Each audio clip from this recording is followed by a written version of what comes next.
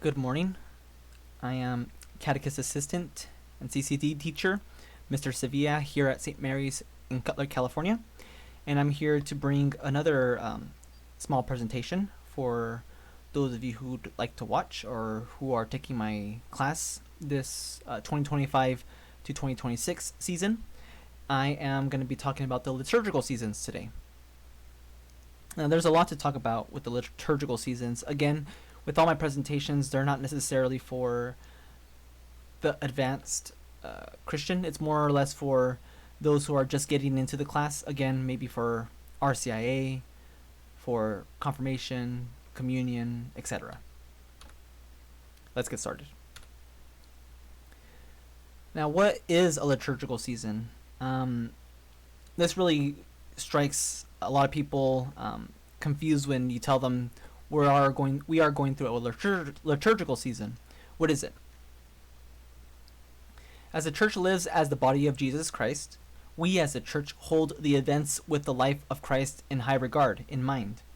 So we celebrate a lot of these solemnities of his life, his birth, his death, his resurrection, his ministry. Throughout the year we are celebrating this mystery of Christ.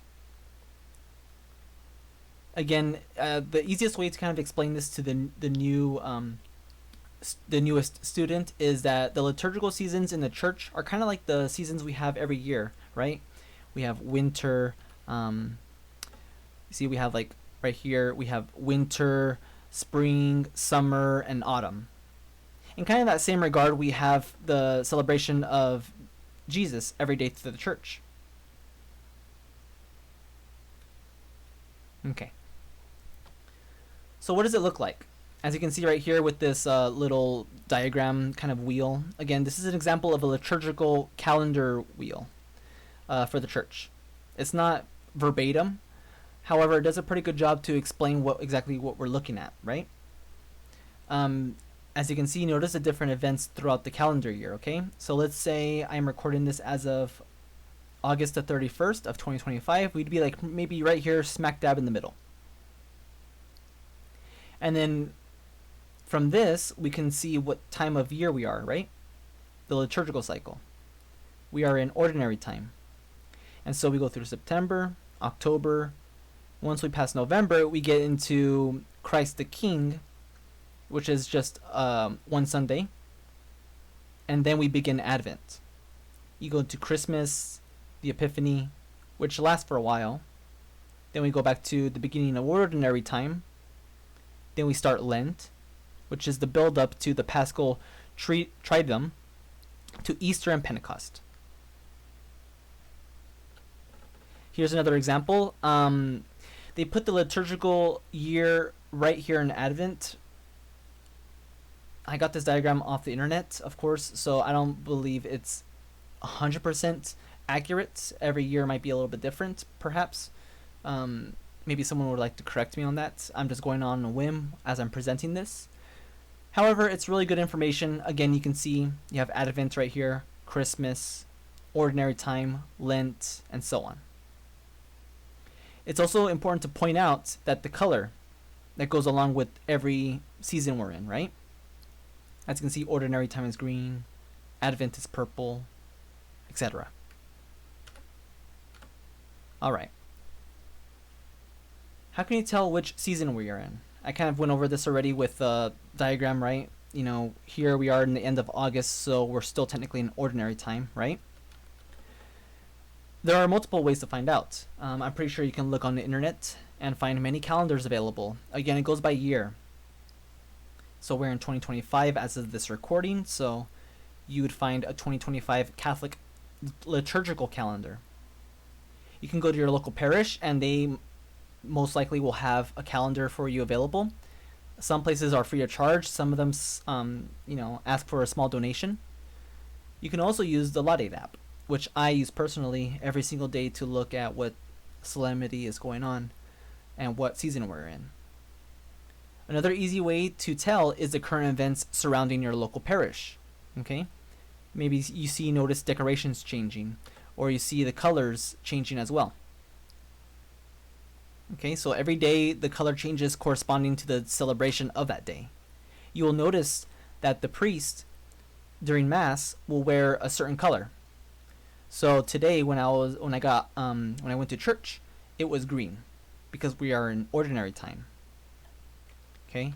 And these colors change again throughout the season. Ordinary time. Again, during this time we celebrate the life of Christ. We read the majority of the gospel in the New Testament. Again, if you've seen my previous presentation on the Bible, we've kind of went over the cycle on how the church cycles through the Bible, the gospel. Okay, so wherever it is on year A, year B, year C, that's what we're reading, mostly through ordinary time. Again, throughout the year too, but ordinary time again is what it means, right? The color during this time is green, and it represents life and the ordinary. Notice the color of the altar too. That's one easy way to find the color of the day at church.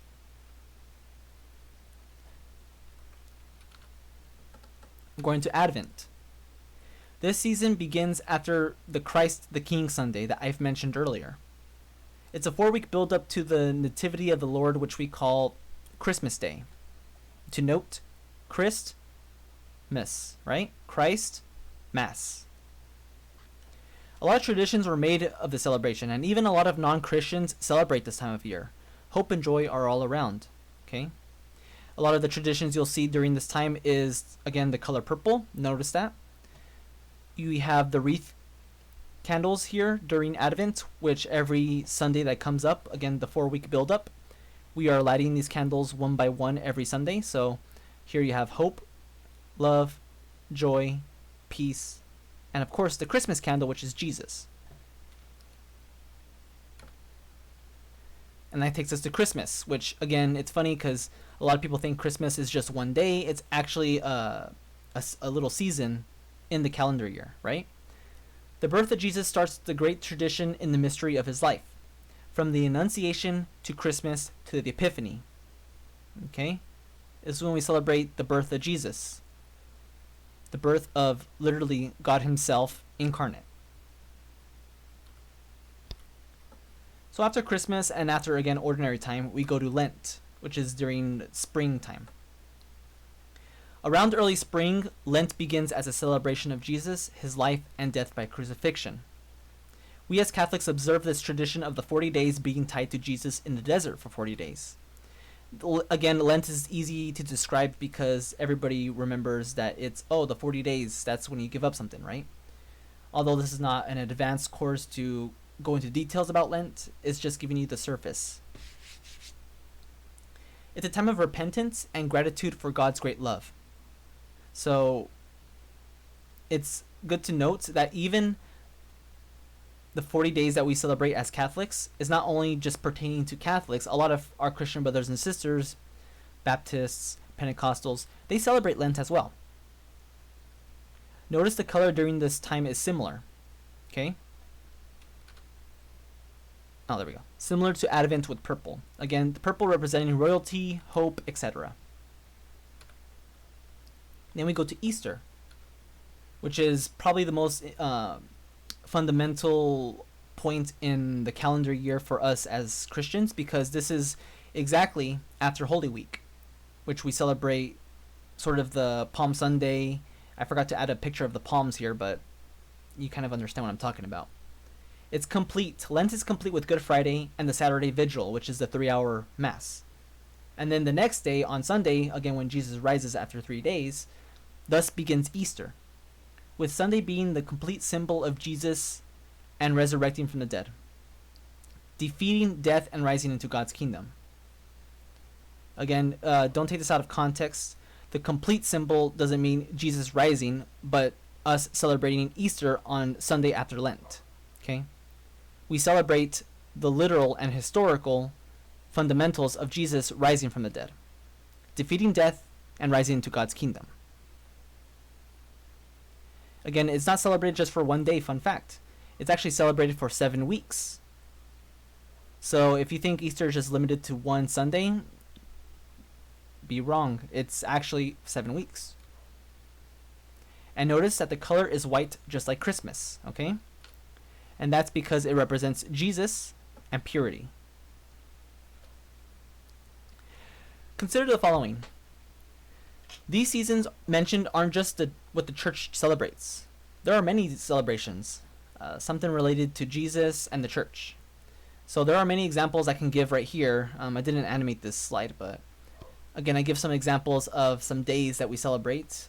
We call them solemnities, as you've heard me say a couple times throughout this presentation. It just means sort of like a feast day, a holiday. That's when we celebrate a specific moment of, again, the life of Jesus and the church. All Souls Day. A lot of people in my area here in California will know that as Dia de los Muertos. Well, in English, you translate it, it's actually All Souls Day. The day before that is All Saints Day. The day before that is All Hallows Eve. A lot of people have taken it into Halloween nowadays. We also celebrate the baptism of Jesus throughout the year, one time a year. We also celebrate a day of the Immaculate Conception. And many, many feast days, specifically for saints. There's a lot of saints out there that we celebrate every day for. One day might be for Saint Therese of the Child Jesus. One other day might be for Saint Maximilian Kolbe, etc. One day might be for Saint Francis of Assisi. They all have their specific feast days, and none of them actually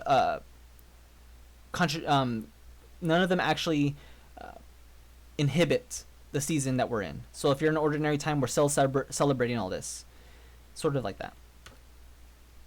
Now the interactive part of this presentation is I would ask as a challenge for the student, the viewer, to pick a few solemnities to celebrate and pray throughout the year. You can do this on your Laudate app. I recommend, highly recommend. You can look on your calendar. Again, you can find a resource at your local parish for this, which each student for the end of the year picks 2 specific days to celebrate and pray. This actually isn't updated. I actually would want them to do it the moment I give this presentation out. Again, if you're watching this, it's most likely a pre-recording.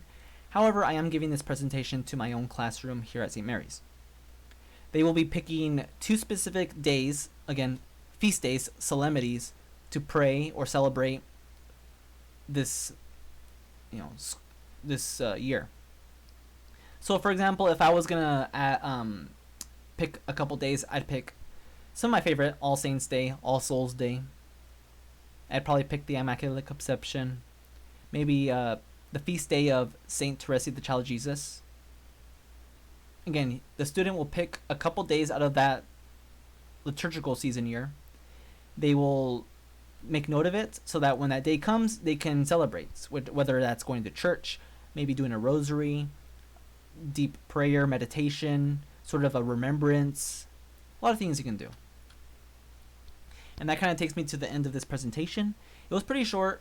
I think I went kind of quick. Again, I might change this up a little bit and add a little bit more slides or images to kind of go with this entire presentation. As you can see, I think the most important thing to take from this is throughout the year we are celebrating something in the church, and there's always something going on. I guess you could say it's like a never-ending party, right? Again, we celebrate the life of Jesus and the church. And again, this wheel kind of gives a good example of what we're looking at, right? If there's any questions at all, you can always, again, reach me through phone or through my email, my Gmail, or carrier pigeon, There are many ways you can just reach out to me. If there's any sort of questions you have on this, just let me know. For all of you who are watching right now and at the end of the video, I thank you. It really means a lot. I do these videos out of my heart, out of love for Jesus and the vocation he's given me through teaching as a CCD teacher. It's really engaging. It's really fun at times. It could be a bit of a handful, but it's for the greater good of, again, the next generation to the next. And I hope the students take away something from this. The liturgical seasons are a good way to get into the church and to kind of celebrate it, For the average person who might just go to, church every Sunday, it's something for them to kind of look at, right? Maybe you go to church during Easter and you just kind of find out that, oh, we're in Easter, something like that. The possibilities are endless. Again, I thank you for taking time to be with me this morning. I might give a part 2 on this. It depends if there's enough demand or if there's enough uh, time throughout this school year to actually do that, this catechism year. So stay tuned. Again, if you haven't seen my other presentations, I've done one recently on the Bible and also on prayer, the basics. Okay, these are not advanced courses by any stretch of the means. Okay, these are just basics so that anybody who's sort of interested in, reaching out to the church and following what the church teaches, this is an easy way to kind of get into it without getting so much absorption of information all at once. Okay? Thank you very much. God bless and have a good Sunday. Bye.